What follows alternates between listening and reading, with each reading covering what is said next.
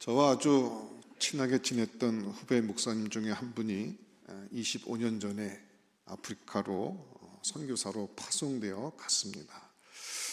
근데 파송된 지 10개월 만에 오지 답사를 가다가 자동차 사고로 그 당시 사모님과 또 4살 된 아들, 2살 된 딸 동승하고 있었는데 그 동승한 사람 중에 2살 된 딸만 살고 가족 3명 모두가 소천을 했습니다. 지금도 생각해 보면 마음속에 여러 가지 생각이 떠오릅니다. 여러분, 제가 만일 선교 사역을 위해서 외국에 갔다가 그런 일을 당하면 많은 분들이 저의 죽음을 애도하고 슬퍼하셨겠지만 더러는 이렇게 생각할 수도 있었습니다.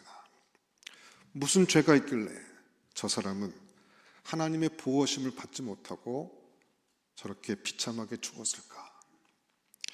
사실 이게 우리들의 사고방식 안에 은연중에 있습니다.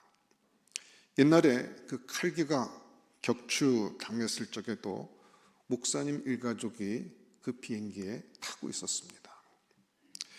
우리는 어떤 사건이 터지고 재앙이 터지고 불행한 일이 터지면 슬퍼하면서도 하나님께 질문을 던집니다. 그 사람은 도대체 무슨 죄가 있어서 그렇게 참혹하게 세상을 떠나야 한다는 말인가?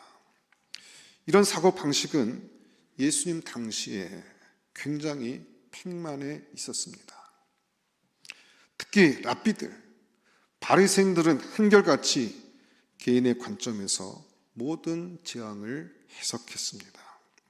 어떤 개인에게 재앙과 엄청난 재해가 온다면 이것은 그 사람이 무슨 문제가 있기 때문이라고 생각하는 개인주의적 접근을 하는 그런 특징을 가졌습니다. 그리고 특별히 이들은 개인주의적 접근을 할 뿐만이 아니라 현재 무슨 일이 생겼다면 그 원인은 꼭 과거에 있다고 생각하는 것입니다. 과거에 무슨 죄가 있기 때문에 이런 결과가 왔다. 또 잘 되는 일이 있어도 과거에 무슨 선한 행위가 있기 때문에 현재 이런 일이 있다. 현재 벌어지는 모든 일의 원인이 과거에 있다고 생각하는 과거 지향적 사고를 했습니다. 이것을 인과율이라고 합니다. 과거에 원인이 있어서 현재의 결과가 있다는 것입니다. 그래서 이런 개인주의적 인과율, 이것이 바리새인들이 자기가 사는 현재 삶을 해석하는 틀이었습니다. 그래서 바리새인들은 주님께 종종 자기들이 가지고 있는 사고방식을 가지고 주님께 나와 질문했습니다. 요한복음 9장에 보면 날 때부터 소경된 사람이 있습니다. 이 선천적인 질병을 갖고 태어난 이 사람은 누구의 죄로 말미암았습니까? 접근하는 방식이 개인주의적이고 인과율입니다. 누구의 죄가 원인이 되어서 이와 같은 결과를 가져왔습니까? 본인의 죄입니까? 아니면 그 부모의 죄입니까? 조상의 죄입니까? 이것이 바리새인들이 가지고 있었던 접근 방식이었습니다. 그런 접근을 할 때마다 주님은 거절하셨습니다. 그렇게 문제를 접근해서는 안 된다고 말씀하셨습니다. 항상 어떤 문제와 고난과 어려움이 오든지 간에 이것을 통해서 어떻게 하나님께 영광을 돌릴 것인가 라는 관점에서 접근해야 된다. 이 사람이나 그 부모의 죄로 인한 것이 아니라 그에게서 하나님이 하시는 일을 나타내고자 하심이라. 즉 하나님의 영광을 위해서 눈먼 것이다. 이렇게 말씀하셨습니다. 인간의 고난에 대해서 접근하는 방식이 다른 것입니다. 개인에게 원인을 두고 과거를 추적하고 과거로부터 문제를 발견하려고 하는 그런 방식이 아니라 앞으로 이 고난을 통해 어떤 영광을 받으실 것인가, 그런 관점으로 문제를 접근해야 한다는 것입니다. 오늘 본문에서도 사람들이 주님께 나와 질문을 던지는데 두 가지 사건이 있었습니다. 첫째는 1절부터 3절에 보면, 우리 같이 한번 읽어보도록 하겠습니다. 우리 아까 읽었습니다만 1절부터 3절까지 우리 한번 큰 목소리로 같이 합독해서 읽겠습니다. 시작. 그때 마침 두어 사람이 와서 빌라도가 어떤 갈릴리 사람들의 피를 그들의 제물에 섞은 일로 예수께 아뢰되 대답하여 이르시되, 너희는 이 갈릴리 사람들이 이같이 해받음으로 다른 모든 갈릴리 사람보다 죄가 더 있는 줄 아느냐? 너희에게 이르노니 아니라. 너희도 만일 회개하지 아니하면 다 이와 같이 망하리라. 여러분, 이런 내용입니다. 그 당시 로마 총독은 빌라도, 본디오 빌라도였습니다. 아주 잔혹한 스페인 출신의 다혈질적인 무장이었습니다. 본디오 빌라도는 굉장히 또 유능한 사람이었고, 특별히 반역자들에 대해서는 철저하게 응징하는, 말하자면 이 잔혹한 탄압을 즐겨하는 사람이었습니다. 그렇기 때문에 폭동이 자주 일어나는 곳에 총독으로 임명받곤 했는데, 이 정말 폭동 가능성이 높았던 이 유대 지역의 총독으로 임명을 받았습니다. 이 본디오 빌라도는 자주 유대인들을 공포에 떨게 하기 위해서, 특별히 갈릴리에서 민중 폭동이 일어나거나 혁명이 일어나면 아예 그들의 씨를 말려버리곤 했습니다. 오늘 그 본문에 보면 그들의 신인 주피터에게 승리의 기념 제단을 드릴 적에 그 자기네들의 그 제물에 그 유대 사람들의 피를 섞어서 드리는 아주 잔인한 일을 행했습니다. 역사가 요세푸스의 유대 전쟁사라는 책을 보게 되면 빌라도가 때로는 유대인을 한 번에 3,000명을 죽인 적도 있고 또 2만 명을 학살한 적도 있었습니다. 성전 안에 유대인의 시체로 가득 찬 적도 있었습니다. 그리고 이것을 주피터에게 드리는 제물로 찬양했다는 그런 내용도 읽어볼 수 있습니다. 여러분, 엄청나게 잔인한 일이 일어나고 있었던 것입니다. 그런데 여기에 대해서 유대인들이 주님께 이 부분을 고하는데 주님이 가만히 바라보시니까 이들이 주님께 알리는 동기에 문제가 있었습니다. 어떤 동기였습니까? 여기 유대인들은 어떤 생각을 했던 것입니까? 갈릴리 사람들이 본디오 빌라도에게 정말 재수 없이 잡혀서 그 목이 배임을 당하고 피가 주피터에게 제물로 올려지는 참혹한 재앙을 만났는데, 인재를 만났는데 이것은 그들이 죄가 많기 때문에 그런 일을 겪게 되어서 그들이 당한 재앙에 대해서 개인적으로 접근하면서 그들이 다른 갈릴리 사람보다 더 죄가 많아서 그 원인이 있어서 그런 재앙을 만나게 되었다고 생각했던 것입니다. 그런데 주님께서는 그런 식으로 접근해서는 안 된다라는 것입니다. 두 번째 사건이 또 있었습니다. 오늘 본문 4절에 보면 또 실로암에서 망대가 무너져 치어 죽은 18사람이 예루살렘에 거한 다른 모든 사람보다 죄가 더 있는 줄 아느냐. 여러분, 말씀 그대로입니다. 망대가 무너져서 치어 죽은 18사람이 다른 사람들보다 더 죄가 많아서 그런 사고를 당하게 되었을까요? 사고를 당해 죽은 사람들이 살아난 사람보다 죄가 더 많거나 하나님의 은혜를 덜 받아서 거기에서 죽었다라는 그런 관점을 가지고 접근하고 해석해야 될 것이냐 하는 것입니다. 아닙니다. 여러분 가정에 선천적으로 기능 장애를 가진 자녀들이 있을 수 있습니다. 그 아이들을 붙들고 기도하면서 부모가 이렇게 기도하기가 쉽습니다. 내가 죄가 많아서 그렇다. 또 때로는 여러분이 살다가 정말 예기치 못했던 재앙과 정말 어려운 경우를 만날 때가 있습니다. 그럴 때마다 여러분들 생각할 때 그런 식으로 접근하기가 쉽다는 것입니다. 무슨 죄가 많아서 내게 이런 일들이 닥쳤는가? 이 당시 유대인들, 이 바리새인들의 사고방식 속에 우리들의 사고방식과 굉장히 유사한 것들이 있습니다. 거기에 대해서 오늘 주님은 어떻게 이 문제를 접근해야 된다고 우리 가운데 가르쳐주고 있습니까? 반복해서 주님은 말씀하셨습니다. 3절과 5절입니다. 똑같은 말입니다. 이렇게 되어 있습니다. 너에게 이르노니 아니라 너희도 만일 회개하지 아니하면 다 이와 같이 망하리라. 그렇게 생각해서는 안 된다는 것입니다. 그러면 어떻게 생각해야 될 것인가? 너희도 만일 회개하지 아니하면 다 이와 같이 망하리라.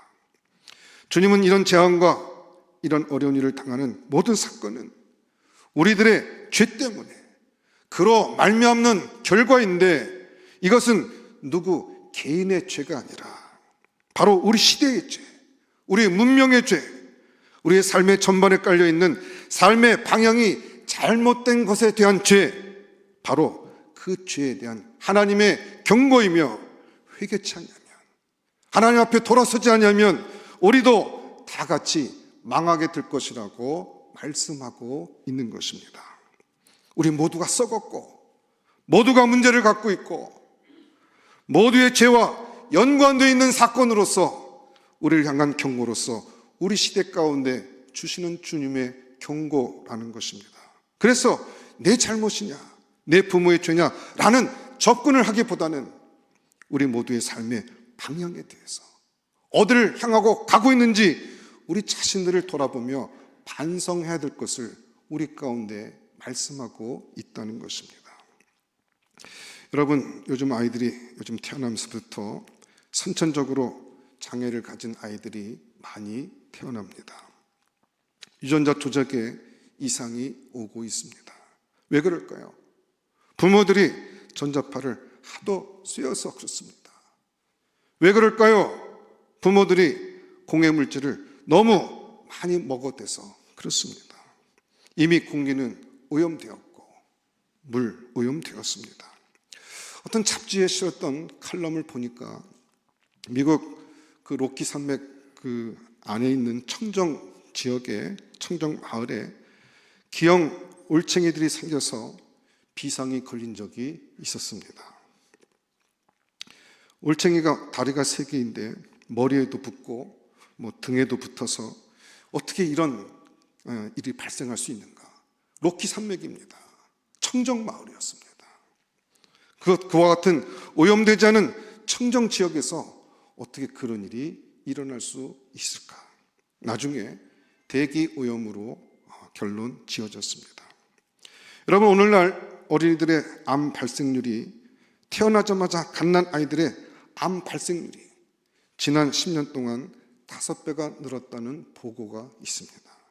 이것은 우리 모두의 문제이고 인류 앞으로의 우리 세대만의 문제가 아닙니다.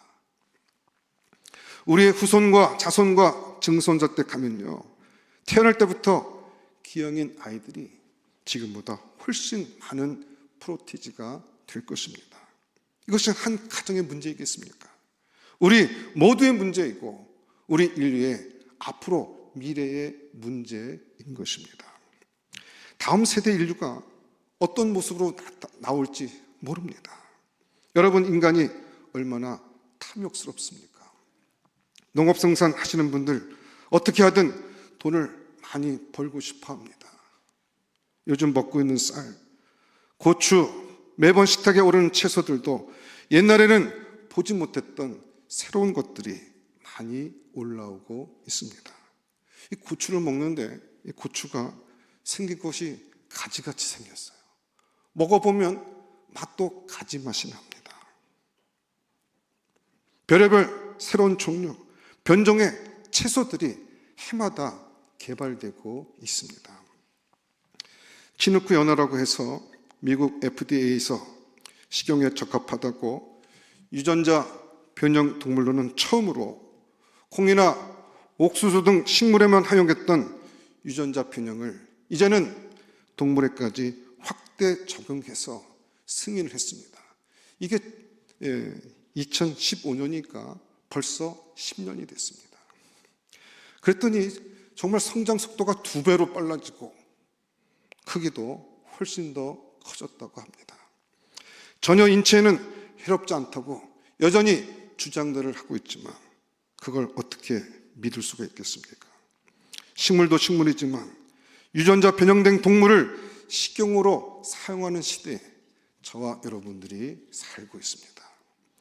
유전자 조작을 했던 콩, 유전자 조작을 한 식품, 유전자 조작으로 더 크게 키운 토끼, 돼지, 소고기, 연어 먹어대기 시작할 때 인류는 유전자 조작이 이상을 일으킨 변종된 제3의 인류를 만들어내는 것입니다.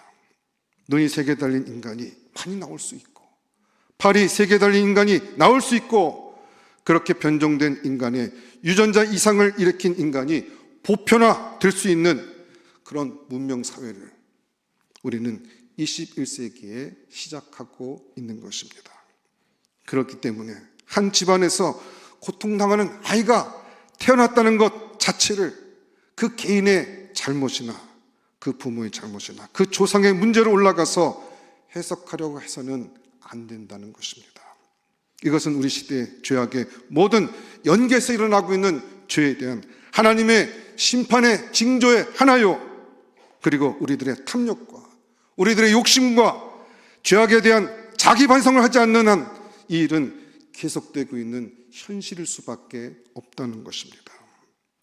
오늘날 인류는 그 전에 100년, 200년 전 우리 조상들보다 훨씬 안락하고 훨씬 따뜻하고 사계절 따뜻한 남방 그리고 이동도 훨씬 편리하게 자동차, 비행기를 타고 아주 편리하게 살고 있습니다. 이렇게 편리하게 산 시대가 없습니다. 그러나 그 결과로 무엇입니까? 그 편리하게 사는 것으로 인한 결과로 우리는 뭘 낭비하고 있습니까? 지구의 자원을 낭비하고 있습니다. 우리는 석유와 석탄을 엄청나게 지금 사용하고 있습니다. 우리 시대의 인류가 1년 동안 쓰는 석유와 석탄의 양이 과거 시대 인류가 100년 동안 쓴 것보다 훨씬 더 많이 쓰고 있습니다. 우리가 수많은 에너지와 자원을 쓰고 우리의 생활은 편리해졌지만 거기에서 나오는 쓰레기와 공해는 우리 지구 스스로가 자연 정화할 수 없는 한계를 넘어설 만큼 많이 배출해냈습니다. 그래서 지구가 뚫리고 있습니다. 지구가 몸살을 앓고 있습니다. 이미 정말 스스로 정화할 수 없는 그런 단계에 이르고 있는 것입니다. 지구 생태계가 큰 이상을 일으키고 있습니다. 요즘 인류가 직면한 이상 기온들을 볼 때 어쩌면 이미 돌이킬 수 없는 강을 넘어선 것은 아닌가 그런 생각이 많이 듭니다. 우리 세대는 다음 세대가 인류를 평가할 때 가장 욕심 사나운 세대, 다음 세대의 이익을 조금도 고려치 않은 세대, 자기네 당대의 시대의 편리와 욕망의 모든 것을 해결해버린 세대, 소위 세대 이기주의에 깊이 잠들어버린 세대 속에 우리가 살고 있다는 것입니다. 주님께서는 오늘날 이 땅에 일어나는 이 모든 재앙들, 오늘날 일어나는 문제들을 개인이나 과거로부터 해결하려고 하지 말고 이것이 지금 오늘날 우리에게 있는 공동의 문제이고 우리들이 함께 연대된 죄의 문제로 우리가 인식해야 할 것을 말씀하고 있는 것입니다. 그들이 너보다 죄가 많아서 그런 재앙이 그 집안에 일어나고 그런 재앙을 당하는 줄로 아느냐? 이것은 회개하지 아니하면 모든 인류에게 함께 일어날 일이요 그 징조니라. 주님은 우리 가운데 말씀하고 있는 것입니다. 이것이 3절과 5절에서 강조되고 있습니다. 그러면서 어떻게 회개하고 언제 회개해야 될 것인가, 이것을 6절에서 오늘 그 주제가 되는 비유로 말씀하고 있습니다. 자, 6절 말씀 한번 같이 한번 또 읽어보겠습니다. 6절 우리 한번 큰 소리로 같이 합독해서 같이 읽어보도록 하겠습니다. 시작. 이에 비유로 말씀하시되 한 사람이 포도원에 무화과 나무를 심은 것이 있더니 와서 그 열매를 구하였으나 얻지 못한지라. 먼저 이 6절과 7절에 나타난 회개의 원인, 또 회개해야 될 때를 설명하신 이 주님의 비유 속에서 우리는 포도원 주인을 주목해서 봐야 됩니다. 6절에 한 사람이 포도원에 무화과 나무를 심은 것이 있더니 라고 했습니다. 이분은 무화과 나무를 심은 사람입니다. 여러분, 그런데 보통 무화과 나무는 포도원에 심지 않습니다. 우리가 무화과 나무의 비유에서도 보고 또 다른 데서도 다 보면은 이 무화과는 보통 길가에 심습니다.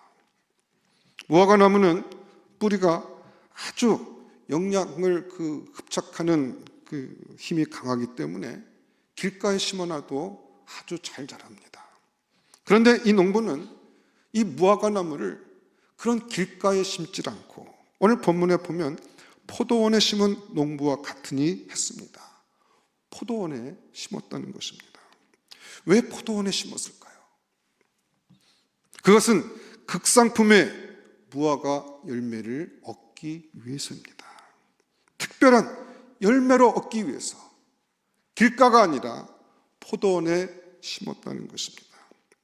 이 포도원은 뭘 가리키는 걸까요? 주님의 비유와 유비에서 보면 항상 포도원은 이스라엘 공동체, 언약 공동체, 오늘날로 말하자면 교회 공동체를 가리키는 것입니다. 여러분, 하나님께서 인생을, 무화과나무 우리 인생이죠. 우리 인생을 하나님께서 길가에 심어도 열매를 맺을 수 있고 거기서 윤리의 열매 혹은 지혜의 열매를 다 얻을 수 있습니다. 그런데 우리들을 무슨 이유 때문에 포도원에 옮겨 심으셨을까요? 왜 교회로 들어오게 하셨습니까? 왜 세상의 길바닥이 아니라 주님이 관심을 두시고 살피시고 돌보시고 정말 거름주고 관리인을 두는 포도원으로 불러들였습니까? 왜 하나님은 여러분들을 좋은 포도원에 심겨진 무화과나무로 여러분들을 대하셨습니까? 이유는 단 한 가지입니다. 합당한 열매를, 극상품의 열매를 맺기 위해서입니다. 여러분, 우리는 하나님 앞에 감사해야 할 것입니다. 하나님이 저와 여러분과 같은 인생을 무화과나무를 길바닥에 심기우지 않게 하시고 척박한 땅에 심기우는 것이 아니라 하나님의 은혜의 단비가 내리고 하나님의 은총에 거름이 주어지는, 정말 말씀으로 거름 주고 잘 관리하는 이런 하나님의 포도원 공동체에 내 인격을 심으시고 내 삶을 심어 주신 것입니다. 우리는 감사해야 됩니다. 하나님께서 우리를 그렇게 특별하게 대우하셨기 때문입니다. 오늘 이 아침에 교회에 나와 앉아있는 여러분들은 분명히 주님께서 포도원에 심겨진 무화과 나무처럼 그와 같은 삶을 사는 분들입니다. 이처럼 기대가 있으신 주님, 우리의 삶에 열매의 기대가 있으신 주님께서 오셔서 그 열매를 구하셨으나 참 열매에 대한 기대를 갖고 찾아오셨습니다. 그런데 얻지 못했습니다. 몇 년이나 오셨습니까? 7절에 보면 포도원 지기기 이르되 내가 3년을 와서 이 무화과 나무에서 열매를 구하되 얻지 못하니. 3년을 왔습니다. 이 3년은 비유적인 해석이니까 여기에 신비한 의미를 둘 필요가 없습니다. 대부분 이 팔레스타인 지역에서 나무를 옮겨 심으면 3년이 토양의 뿌리를 낼 수 있는 최대로 우리가 기대할 수 있는 기간입니다. 아주 잘 적응하는 나무는 그 토양하고 딱 떨어지는, 그 맞아 떨어지는 나무는 1년만 돼도 그 꽃피고 열매를 맺고요. 2년 만에 보통은 다 꽃피고 열매를 맺습니다. 그러나 적어도 최후의 순간까지, 최후의 기간까지 줘도 3년 안에는 뿌리를 내리고 꽃피고 열매를 맺어야 합니다. 3년 동안에도 이 나무가 열매를 맺지 못한다고 하면 이 나무는 실패한 나무입니다. 그러니 이 나무는 앞으로 수확을 기대할 수 없는 나무인 것입니다. 주님께서는 3년까지 열매를 맺을 수 있는 충분한 시간을 다 주시고 그리고 기다리셨다는 것입니다. 우리를 포도원 공동체에 심어 놓으시고 하나님께서는 성령의 아름다운 열매가 맺혀지기를 오랫동안 참고 또 참고 기다리셨습니다. 마땅히 맺어야 할 때가 돼서 주님은 그 열매를 찾고자 찾아오셨다는 것입니다. 그런데 결과는 무엇이었습니까? 얻지 못한지라. 얻지 못하니 주님의 나중 결론이 나옵니다. 찍어버려라. 어찌 땅만 버리느냐. 주님께서는 도끼날로 찍어버리라고 도끼를 들고 있는 것입니다. 우리 안에 성령의 열매, 사랑, 희락, 화평과 온유와 절제, 이 모든 열매들이 주렁주렁 달려서 이웃과 하나님과 세상을 위해 살아가는 삶을, 그런 열매를 맺어야 할 텐데 그렇지 못한 사람들이 있다는 것입니다. 예수를 믿기 때문에 이기적인 동기로 예수를 믿습니다. 내 개인의 복과 내 개인의 형통과 내 개인의 어떤 꿈과 내 욕망을 이루어주고 그것을 이루어주는 전능하신 하나님을 그런 관점에서만 계속 추구한다는 것입니다. 그러니까 뭡니까? 신앙은 있는데 이기적인 신앙입니다. 이기적인 종교인은요, 이기적인 세속인보다 훨씬 더 이기적입니다.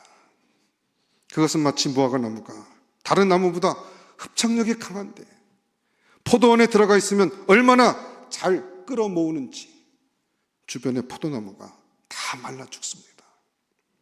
주님이 원하는 열매는 나타나지 않고 공동체 안에 있으면서도 아니라고 나태하고 자기만 알고 자기만 높아지기를 바라는 이기적이고 완악한 이 포도원에 심겨진 무화과 나무, 합당한 열매가 없는 나무들, 성부 하나님은 어떻게 한다고 하십니까? 찍어버리자고 말씀하고 있는 것입니다. 여러분, 우리가 주님 앞에 우리의 삶의 방향에 대해서 다시 반성하고 우리가 그 방향을 바꾸는 노력을 해야 되는 이유는 성부 하나님의 이와 같은 심판과 진노가 임박했기 때문입니다. 그렇게 시간이 많은 것이 아닙니다. 하나님께서 기대하고 바라는 것들이 있다는 것입니다. 두 번째로 이 8절과 9절에서 이제 우리가 회개할 이유를 주님과 더불어 생각해 볼 수 있습니다. 같이 8절 9절 한번 같이 읽어보도록 하겠습니다. 우리 다시 한번 또 8절과 9절 큰 소리로 같이 한번 읽어보겠습니다. 시작. 대답하여 이르되 주인이여 금년에도 그대로 두소서. 내가 두릅하고 거름을 줄이니 이후에 만일 열매가 열면 좋거니와 그렇지 않으면 찍어버리소서 하였다 하시니라. 성부 하나님께서 이제는 소망이 없다, 찍어버리자 라고 하셨을 때 여기에 대해서 연기를 신청한 분이 계십니다. 누구십니까? 예수 그리스도이십니다. 주님께서 나서서 말씀하셨습니다. 금년에도 그대로 두소서. 우리가 열매 없는 신앙생활하고 정말 땅만 버리고 있는 이 무서운 이 현실 속에서 예수님께서 뭐라고 말씀하셨습니까? 오늘 예수님께서 이렇게 말씀하십니다. 금년에도 그대로 두소서. 주님은 중보 기도를 하십니다. 주님은 아무리 열매가 없고 땅만 버리고 있지만 그러나 용서해 주십시오. 그대로 놔두십시오. 1년만 더 참아달라고 주님은 중보 기도를 하고 있는 것입니다. 우리가 신앙생활에 참 연약하고 참 부족해도 한 가지 큰 위로가 되는 부분이 있습니다. 내 기도만으로 나에 대한 하나님의 심판과 나에 대한 섭리가 결정된다면 우리는 참 나만할 인생이 없습니다. 벌써 다 찍혀버렸고 불구덩이로 다 들어갔겠지요. 그런데 우리가 그렇게 기도 안 하고 연약하여 가운데 있음에도 불구하고 우리를 붙들어 주고 있는 기도의 손길이 있다는 것입니다. 로마서 8장에 보면 우리가 연약할 때 우리 안에 말할 수 없는 탄식으로 우리를 위해서 기도하시는 분이 계십니다. 성령님께서 말할 수 없는 탄식 가운데 우리를 위해 기도하고 계십니다. 여러분, 성령님만 우리를 위해서 기도하십니까? 아니죠. 하나님 보좌 우편에서 우리를 위해서 예수 그리스도께서 간구하고 계십니다. 성령 하나님의 기도와 또 우리의 대제사장 되신 예수님께서 하늘 보좌 우편에서 주님 용서해 주십시오. 조금만 더 시간을 주십시오. 저들은 내가 피 흘려 산 생명들입니다. 제 손에 흐르는 못자국의 피를 주님 보십시오. 제가 십자가에서 살을 찢어 구했던 생명들입니다. 주님은 아직 심판하지 말라고 하나님의 공의를 진노를 잠시 멈추고 긍휼과 자비를 베풀어 달라고 기도하고 계시는 것입니다. 우리 안에서 성령이 말할 수 없는 탄식 가운데 기도하시고 주님 보좌 우편에서 우리 예수 그리스도께서 우리를 위해서 대제사장으로서 중보 기도를 하시기 때문에 우리의 기도가 부족하고 또 우리의 삶의 열매가 부족하다 할지라도 아직 징계와 분노는 진내와 징계는 시작되지 않고 있는 것입니다. 그렇다면 여러분, 우리는 언제 회개해야 됩니까? 바로 지금입니다. 성령님께서 내 안에서 중보 기도하실 때 이미 나를 위해서 간구할 그때야말로 아직은 은총의 때고 아직은 하나님께 나갈 수 있는 때이고 아직 하나님의 진노가 시작되지 아니한 때, 이때야말로 우리가 회개할 때라는 사실입니다. 포도 얹기는 성부 하나님께 금년에도 그대로 두소서 하고 은총의 기도를 했습니다. 그 다음에 은총의 기도만 하신 것이 아니라 한 가지를 더 하셨습니다. 내가 두릅하고 거름을 주리니, 농물은 두릅하고 거름을 주어 최선의 노력을 하겠다고 말합니다. 우리 예수님이 우리의 열매를 위해서, 우리 무화과 나무를 위해서 열매 맺지 못하고 그냥 그 포도원 자리만 차지하고 지력이나 소모하고 있는 우리를 향해서 주님께서는 내가 너희를 위해서 기도할 뿐만 아니라 두릅하고 거름을 주겠다고 말씀하고 있습니다. 말씀으로 두릅하십니다. 주님은 우리가 주의 말씀을 묵상할 때 성령께서 우리의 모든 것들을 뒤집어 푸십니다. 말씀의 삽이 들어와서 우리의 삶을 깊이 파헤칩니다. 말씀으로 두릅하고 우리 인격 속에 숨겨져 있는 죄와 우리 내면 속에 있는 그 어두운 부분들을 주님께서 다 드러내십니다. 말씀이 우리의 삶을, 그 삶의 밭을 일궈내시고 다 갈아엎으시는 것입니다. 여러분, 말씀으로 우리의 이 마음밭이 기경될 때, 말씀을 통해서 성령으로 우리의 모든 말씀의 이 마음 가운데 있는 것들을 다 뒤집어낼 때, 그때가 바로 주님 앞에 나가야 될 때인 것입니다. 주님, 회개합니다. 주님, 내 마음을 갈아엎어 주십시오. 내 마음은 완악해졌습니다. 내 방식으로 굳어졌습니다. 주님, 말씀을 통해서 내 마음의 밭을 엎어주시옵소서. 여러분, 하나님의 말씀이 우리 심령 가운데 권면하게 될 때, 그때는 아직 우리가 돌이킬 수 있는 시간이 있는 때입니다. 회개할 수 있습니다. 성령께서 우리 가운데 깊은 은혜를 주시고 감동을 주시고 주님께서 우리를 위해서 기도하시고 우리의 말씀을 주시는 말씀을 통해서 우리의 삶의 깊은 곳을 갈아엎으시면서, 그러면서 발견한 우리의 죄와 어두운 부분을 붙들고 주 앞에 나가서 부르짖을 때 주님은 거기에 은총을 베풀어 주시고 성령의 위로를 함께 하시고 치유의 손길로 함께 하시겠다고 말씀하고 있는 것입니다. 오늘도 주님께서 말씀하십니다. 이후에 만일 열매가 열면 좋거니와 그렇지 않으면 찍어버리소서 하였다 하시니라. 이건 마지막 주님께서 하셨던 말씀입니다. 주님께서는 성부 하나님을 향해서 아직은 아버지께 구합니다. 아직은 이 시대가 주 앞에 회개할 수 있도록 조금만 더 참아달라고 주님은 중보하고 있는 것입니다. 그래서 오늘 이 시간에도 우리에게 주님은 은혜를 베풀어 주십니다. 우리를 위해서 중보기도 해주시고 말씀의 역사를 일으키시고 성령의 깊은 감동을 우리 안에 일으켜 주시면서 이때 회개하고 주님께서 기뻐하시는 그와 같은 합당한 열매를 맺는 믿음의 인생이 되라고 말씀하고 있습니다. 이때를 놓치면 도끼날이 찍히면서 주님의 심판이 임하는 것입니다. 지금이 우리가 하나님 앞에 우리의 마음을 문을 열고 그리고 주 앞에 나갈 수 있는 믿음의 시간인 것입니다. 오늘날 재앙과 여러 가지 자연재해와 수많은 인재와 무서운 일들이 우리 가운데 일어나며 우리 스스로 무너질 것에 대해서 주님은 예언하고 있는 것입니다. 말씀으로 여러분의 마음을 갈아엎으실 때 여러분 주님 앞으로 나가시기 바랍니다. 하나님께서 깊은 은혜로 여러분 마음 깊은 곳에 우리를 묻어주실 때 여러분 주님 앞에 나갈 수 있고 그 기회를 놓치지 않냐고 주님께서 회개하라고 말씀하시는 그 음성이 내 심령과 마음 가운데 들려져서 거기에 응답하고 주님이 주시는 은혜와 축복 가운데 거하는 믿음의 종들 다 될 수 있기를 주의 이름으로 축원합니다. 기도하겠습니다. 하나님 감사합니다. 이 마지막 때에 믿는 자를 보겠느냐고 주님 말씀하실 그때 믿음으로 주 앞에 응답할 수 있는 하나님의 사람들 되게 하여 주시옵소서. 주께서 회개를 원하시고 돌이키시기를 원하실 때 그 하나님의 음성이 들려지게 하시고 그 하나님 말씀에 응답할 수 있는 믿음의 종들이 다 될 수 있도록 역사하여 주시옵소서. 모든 것 감사하옵고 예수님 이름으로 기도드렸사옵나이다. 아멘.